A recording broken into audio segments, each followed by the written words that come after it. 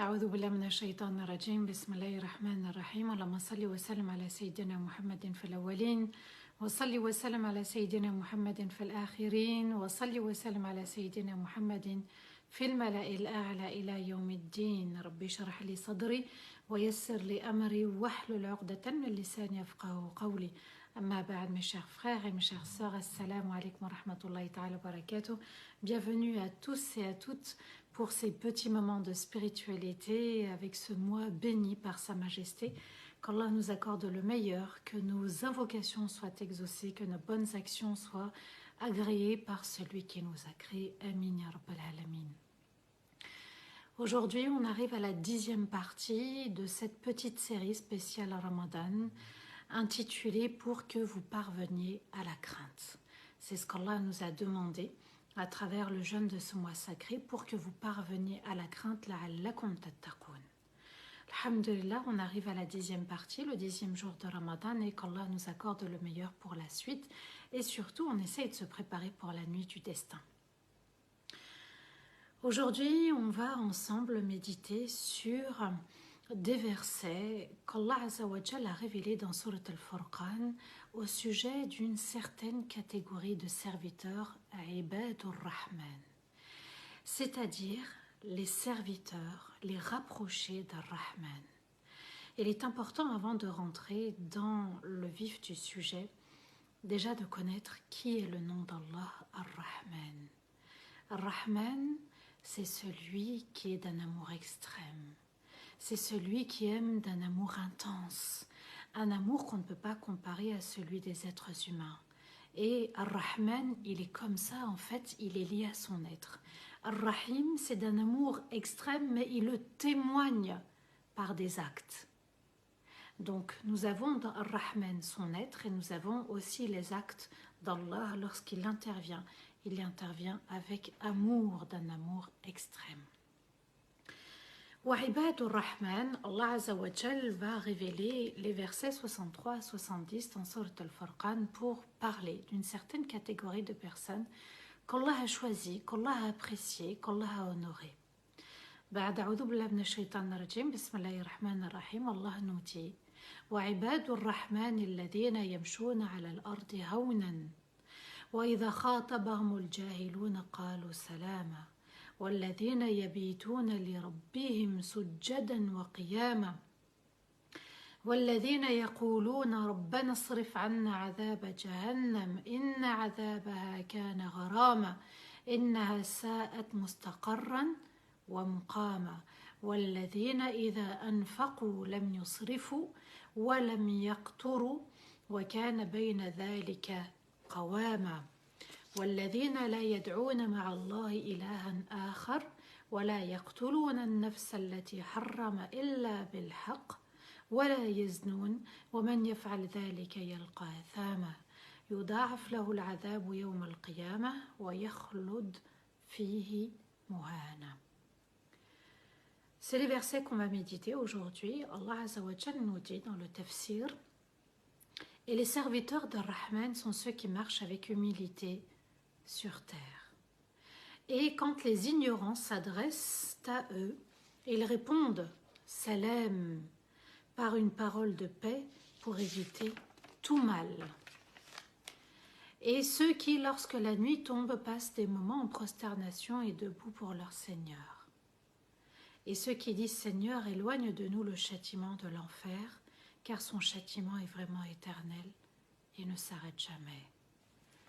Et Allah ajoute, certes, elle est une mauvaise décision à prendre et une mauvaise demeure pour y vivre. Et ceux qui, lorsqu'ils dépensent, n'exagèrent pas et ne dépassent pas les limites d'Allah, et ne sont pas avares, et sont justes dans leurs dépenses et quand ils se retiennent. Et ceux qui n'invoquent pas autre qu'Allah avec Allah et ne tuent pas l'âme qu'Allah a interdit, sauf ce qu'Allah a permis. Et n'ont pas de relation intime hors mariage.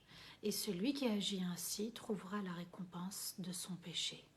Le châtiment le sera doublé le jour du jugement et il y sera éternel et humilié. Allah Azza wa Jal va révéler ces versets et va donner des critères, des qualités de ceux qu'Allah a choisis. Et Allah Azza wa Jal nous évoque une certaine élite et Allah nous parle justement de ses serviteurs et nous dit et les serviteurs d'Ar-Rahman. Rien que la première partie de ces versets, le tout début, Ibadur Rahman, c'est une place d'honneur qu'Allah a attribuée à ses serviteurs. Ibadur Rahman, une place d'honneur. Et ces gens-là qui sont honorés sont qui? Eh bien, lorsqu'ils marchent sur terre, où qu'ils aillent, que ce soit au supermarché, à la mosquée, dans un centre islamique, à l'école, au travail, chez le médecin, ailleurs, eh bien, ils ne sont pas dans l'orgueil. Leur vie et leur comportement avec les autres, eh bien, est conforme à la sunna du prophète, alayhi salatu wassalam. Ils ont une âme humble. Ils ne sont pas dans l'orgueil. Qu'est-ce que l'orgueil? Le prophète alayhi salatu wassalam l'a décrit. Il nous dit, c'est celui qui se croit supérieur aux autres en les méprisant, et c'est celui qui rejette la vérité. Et ce sont des personnes faciles à vivre, Ibadur Rahman. Elles sont douces, faciles à vivre. Elles ne dérangent pas. Elles ne prennent pas trop de place. Ils ne sont pas envahissants. Allah Azza wa Jal nous dit, le jour ils sont comme ça. Ils sont faciles à vivre. Et quand les ignorants s'adressent à eux, ils répondent salam. C'est-à-dire qu'ils ne cherchent pas à faire du mal. Les ignorants, ce sont des personnes qui n'ont pas de preuves. Les ignorants, ce sont des personnes qui vont polémiquer, qui vont parler, discuter, échanger, mais qui n'ont pas de preuves. C'est-à-dire que même le petit bout d'élément qu'ils ont, eh bien, ils n'ont même pas la source, l'origine de ce qu'a pu dire ou faire la personne. Ils jugent à travers des apparences. Ils jugent sans se renseigner correctement. Allah Azza wa Jal nous dit, voilà comment ils sont. Le jour, ils sont pleins d'humilité. Ce sont des gens modestes. Et puis, ils préfèrent éviter les problèmes, éviter la polémique. D'ailleurs, le prophète alayhi salatu wassalam a dit, je garantis une place au paradis pour celui qui délaisse la polémique, même s'il est dans son droit, même s'il a raison, et il préfère ne pas polémiquer, c'est meilleur. Le prophète alayhi salatu wassalam a dit, je garantis une place au paradis pour lui. Alors, quand les ignorants s'adressent à eux, et il y en a à notre époque, il y en a pas mal, il y en a beaucoup, eh bien, ils répondent salam. Ils préfèrent la paix. Ils veulent éviter tout problème, toute difficulté. Pourquoi? Parce que parfois, ça ne mène à rien. Et souvent, la polémique ne mène à rien. Parce qu'on est dans un esprit de « j'ai raison et tu as tort ». Et tant qu'on sera dans cet esprit-là, on n'avancera pas. Et ceux qui, lorsque la nuit tombe, maintenant on passe à la nuit, passent des moments en prosternation et debout pour leur Seigneur. Ils sont dans une prière de la nuit où ils veulent passer du temps avec Allah. La journée, ils passent du temps à avoir un bon comportement parce qu'ils craignent Allah comme s'ils le voyaient. La nuit, c'est comme s'ils le voyaient. 2 unités de prière, ne serait-ce que 2 unités. Allah Azza wa Jal nous compte parmi les serviteurs de son amour, les serviteurs de son excellence. Et ils sont sincères parce qu'ils le font pour leur Seigneur. C'est ce qu'Allah nous dit. Prosternation, sincérité pour leur Seigneur, loin des regards. On fait ça discrètement. Et d'ailleurs, Ibn Abbas a dit, celui qui accomplit 2 unités de prière en plus après Salat al-Isha, alors il a passé la nuit prosterné et debout. Alhamdulillah, on est en période de Ramadan, mais c'est l'équivalent aussi après Ramadan d'accomplir 2 unités après la prière du Isha. Même si, par exemple, la soirée s'est terminée à minuit, de terminer sa soirée avec 2 unités pour Allah. Juste avant de dormir. C'est un moment précieux qu'Allah aime et apprécie. Et Allah ajoute, verset 65, « Et ceux qui disent, Seigneur, éloigne de nous le châtiment de l'enfer, ils invoquent Allah car son châtiment est vraiment éternel et ne s'arrête jamais. Ils ont cette connexion avec l'au-delà. Ils ont peur pour eux-mêmes du feu de l'enfer. Ils ont peur de séjourner en enfer. Une seconde en enfer est terrible. Ils ont le souci, ils invoquent Allah, ils implorent, ils lui demandent, ils le sollicitent et Allah les mentionne. Et ceux qui disent Seigneur, éloigne de nous le châtiment de l'enfer. Seigneur, il est terrible. Seigneur, on ne pourra pas y survivre. Seigneur, on ne pourra pas résister. Donc ils sont dans la crainte d'Allah parce qu'ils veulent rester obéissants et ils supplient leur Seigneur de rester obéissants. L'enfer a été créé pour qui? Pour ceux qui désobéissent, pour ceux qui ne se repentent pas, pour ceux qui n'ont pas racheté leur âme auprès d'Allah. Donc, ces personnes, ces serviteurs d'Ar-Rahman, eh bien, ils ne se reposent pas sur leurs actes. C'est-à-dire que ce n'est pas parce qu'ils ont accompli de bonnes actions qu'ils se reposent sur ces bonnes actions. Ils ont le souci d'exceller dans leur foi, de toujours mieux faire pour qu'Allah soit satisfait d'eux.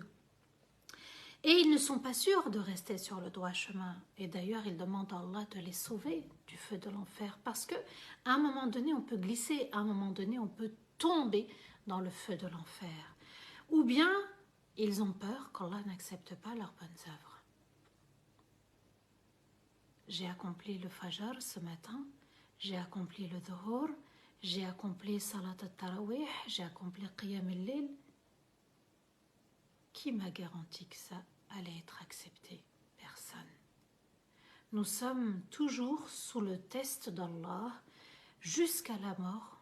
Tant que je suis vivant, eh bien, je suis en salle d'examen. Et je dois passer cet examen. Et ils sont dans une peur constante.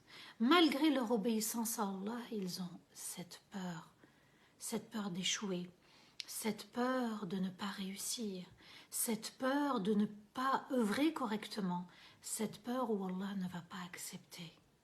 Ils sont connectés à l'au-delà, ils sont connectés à leur Seigneur, ils sont connectés au feu de l'enfer puisqu'ils invoquent Allah et demandent de s'en protéger. Et Allah ajoute, certes, elle est une mauvaise décision à prendre et une mauvaise demeure pour y vivre. Aller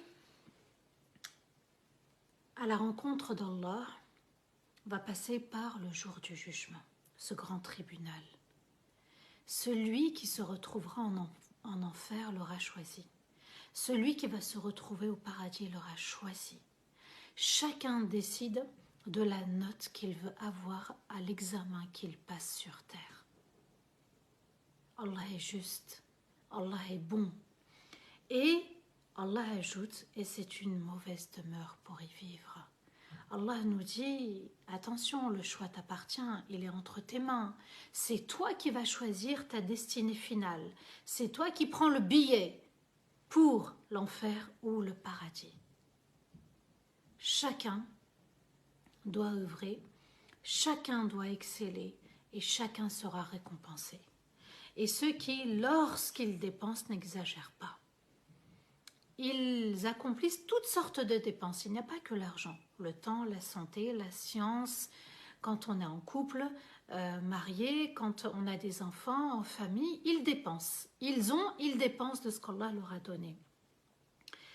Et puis Allah nous dit, ils n'exagèrent pas. Quand ils donnent, ils n'exagèrent pas. Quand ils font, ils sont toujours dans le juste milieu. Et ils ne dépassent pas les limites d'Allah. Le problème aujourd'hui, c'est qu'on veut tout donner, c'est-à-dire qu'on donne tout, on ne joue même plus que notre rôle. On joue le rôle de l'épouse, de l'époux, on veut tout faire et à la fin, on se retrouve sur le banc de la touche.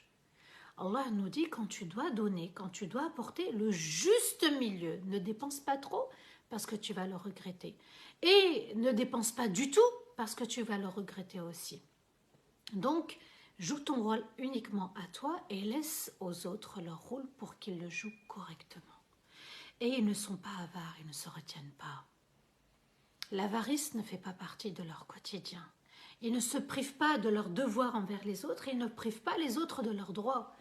Et sont justes dans leurs dépenses et quand ils se retiennent, ils sont toujours justes. Allah nous a demandé le juste milieu. pour une communauté du milieu, du juste milieu, on est la communauté exemplaire et modèle. Et ceux qui n'invoquent pas autre qu'Allah avec Allah, le shirk. Allah Azza wa Jal nous a demandé de faire des efforts pour attirer les richesses d'Allah, pour attirer la rahma d'Allah. Allah nous a demandé de faire des efforts, d'être optimiste, de penser positivement, d'invoquer Allah avec un cœur convaincu. Mais un cœur est convaincu quand l'esprit est nettoyé, quand l'esprit est positif, quand la raison elle est saine et positive. Là, je suis dans mes invocations convaincue quand je demande auprès de mon Seigneur. Et cette dépendance affective, c'est-à-dire que sans la personne, je ne peux pas vivre. Elle est ma source de bonheur, elle est ma source de protection. Sans l'autre, je ne peux pas vivre. Sans un tel, je ne peux pas vivre. Mais est-ce qu'on dit cela de notre Seigneur? Est-ce que sans Allah, je ne peux pas vivre? À nous de bien rectifier le tir et de se dire que Ibadur Rahman ne sont pas dans le shirk. Ils ne tuent pas l'âme qu'Allah a interdit. Ils ne tuent pas l'âme qu'Allah a interdit de tuer. Et regardez comment le sang s'est répandu autour de nous, comment parfois on peut tuer quelqu'un, pas au premier sens que l'on peut sous-entendre, mais au deuxième sens, c'est-à-dire toucher à son honneur. Il y a des personnes qui sont complètement anéanties et détruites. Pourquoi? Parce qu'on a touché à son intégrité, on a touché à sa dignité. Et parfois, on a touché à sa dignité dans des trahisons, dans des relations interdites, et d'ailleurs Allah va le citer juste après, et non pas de relations intimes hors mariage. Et cet acte s'est répandu de partout, de partout, de partout, tromperie, trahison, infidélité vis-à-vis d'Allah. On est dans l'infidélité vis-à-vis de notre Seigneur, pas envers l'être humain, pas envers son conjoint. La personne, elle a trahi son Seigneur. Pourquoi? Parce que c'est un péché. Qui gère les péchés? C'est notre Seigneur, qui est le juge et le maître de l'univers. Et non pas de relation intime hors mariage, et celui qui agit ainsi trouvera la récompense de son péché. Allah nous dit celui qui s'obstine. Et subhanallah, très très jeune maintenant, les jeunes filles et les jeunes hommes commencent cette pratique. Et puis, cette pratique, elle touche même les personnes âgées, les seniors. Donc, ce mal s'est répandu et à nous de nous repentir, de revenir auprès de notre Seigneur. Et Allah nous y invite parce qu'il y a un châtiment, et Allah le mentionne, le châtiment lui sera doublé le jour du jugement, il sera éternel et humilié. Pourquoi? Parce qu'il est resté dans le péché sans accomplir son repentir. Le repentir vient nettoyer le péché, laver le péché, effacer le péché. Je ne peux pas avancer dans la vie en commettant des péchés sans m'en rendre compte que je risque de payer en enfer et séjourner en enfer pour l'éternité. Ensuite, Allah va nous révéler le verset 70. إلا من تاب وآمن وعمل صالحا وعمل عملا صالحا فأولئك يبدل الله سيئاتهم حسنات وكان الله غفورا رحيما. Sauf ceux qui se repentent et croient en Allah et œuvrent de manière sincère et bonne, alors pour cela, pour ces personnes-là, Allah changera leurs mauvaises actions par des bonnes actions et Allah pardonne parfaitement toutes sortes de péchés et il agit parfaitement avec bienveillance et amour. Allah Azza wa Jal nous dit l'enfer est destiné à ceux qui commettent le péché et restent dans le péché. Et le verset 70, Allah nous dit sauf cette catégorie de personnes, c'est-à-dire ceux qui se repentent, ceux qui regrettent amèrement, ceux qui se détachent du péché, ceux qui demandent de l'aide auprès de leur Seigneur pour s'en éloigner, sauf ceux qui se repentent et croient en Allah et ils gardent la foi. Et oui, le péché peut me faire perdre la foi. Allah nous dit, ils se repentent et ils gardent la foi. Ce qui me permet de garder la foi, c'est se repentir. Alors, mon frère ou ma sœur, peu importe ce que tu as commis, Allah t'invite. Et tu peux faire partie de Ibadur Rahman même si tu as commis un péché. L'essentiel, c'est de regretter et de revenir pour acheter ton âme et ne plus rester dans ce que Shaitan t'a poussé. Et œuvrent de manière sincère. Et maintenant, ils gardent la foi, ils œuvrent, ils ne peuvent pas accomplir quelque chose contre eux-mêmes, puisque l'enfer les attend en contrepartie. Et alors, pour ces personnes-là, on changera, parce qu'ils se sont repentis leurs mauvaises actions, ce qu'ils ont commis dans l'interdit, par des bonnes actions. Allah change, il peut changer tant qu'on revient pour lui, et vers lui et auprès de lui. Et c'est juste magnifique. Et Allah pardonne parfaitement toutes sortes de péchés. Il est Al-Ghafour. Al-Ghafour, le nom d'Allah Al-Ghafour signifie celui qui pardonne toute forme de péché. Et Ar-Rahim, c'est celui qui agit avec amour et bienveillance envers ses serviteurs. Quelle rahma ce verset, quelle douceur et quelle bienveillance d'Allah envers ses serviteurs. Alors, chacun peut accéder à ce titre, à cette place d'honneur, Ibadur Rahman, et à nous d'en être conscients que Allah Azza wa Jal, sa porte est toujours ouverte du repentir et de la rahma, et qu'il nous a créés pour commettre des péchés, des erreurs, mais il nous a créés aussi pour se repentir et regretter son erreur. L'erreur est de rester dans l'erreur, qu'Allah nous accepte parmi les serviteurs bons et sincères, qu'Allah accepte nos bonnes actions, Amin, qu'Allah accepte notre repentir et qu'Allah nous garde sur le droit chemin, le chemin de ses serviteurs à lui, l'élite, Ibadur Rahman. Tu peux en faire partie, je peux en faire partie, nous pouvons en faire partie, et qu'Allah Azza wa Jal nous compte parmi ses meilleurs serviteurs. Amin ya Rabbal Alamin. بارك الله فيكم واستغفر الله لي ولكم سبحان ربك رب العزة عما يصفون وسلام على المرسلين والحمد لله رب العالمين آمين اللهم آمين يا رب العالمين في أمان الله. À demain pour une nouvelle partie. Wassalamu alaikum wa rahmatullahi ta'ala wa barakatuh.